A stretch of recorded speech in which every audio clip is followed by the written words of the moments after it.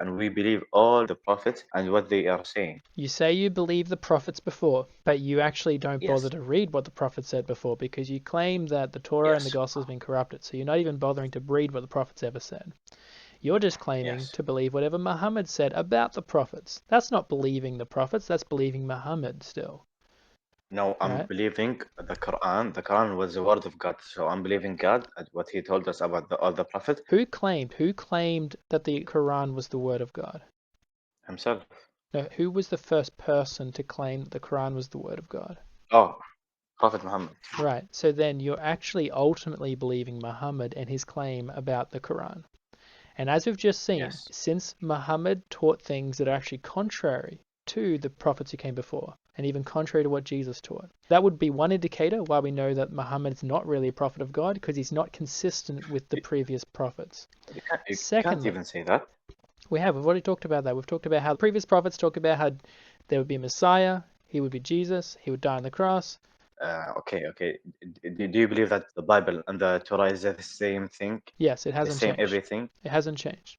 It No. actually hasn't. Oh, do they Like line they're up? twins. Yes. The Gospel and the Torah, so the New Testament and Old Testament, they actually line up. They're consistent with each other. They don't contradict each other in any way. So whenever, say, Jesus quotes a prophet who came before him, he literally quotes him from the Torah, from the Old Testament. He doesn't make up Mm. history about this prophet that wasn't there, which is what Muhammad does.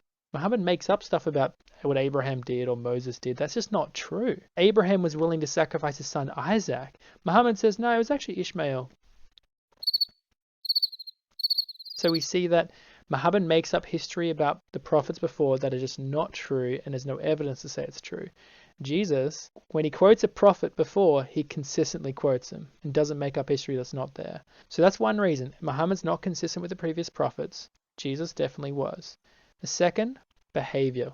Jesus, flawless, no slaves, no immoral behavior. Muhammad had a sex slave. He married a 6-year-old. He murdered people. Even Muhammad admits that Uh, he at one stage was bewitched.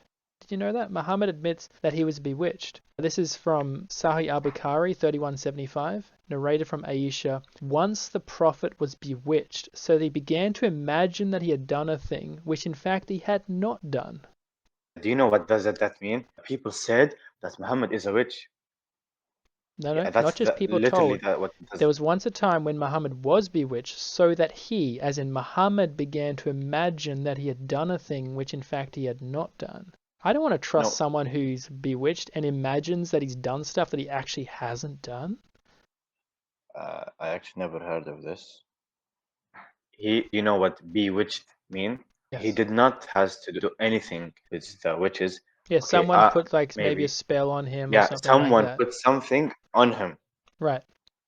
Do you see a problem and with then that? it's gone. Do you see a problem with that? I seen a problem in the person who put something in there. No, no, no. If a so-called prophet of God can get bewitched by someone else, and so that the prophet now imagines that he's done stuff which he hasn't done, that's not someone I want to trust. Jesus Christ could never get bewitched because he has power over everything. No one can put some sort of spell on him. So I'd rather listen to Jesus, who was never bewitched, than Muhammad, who was.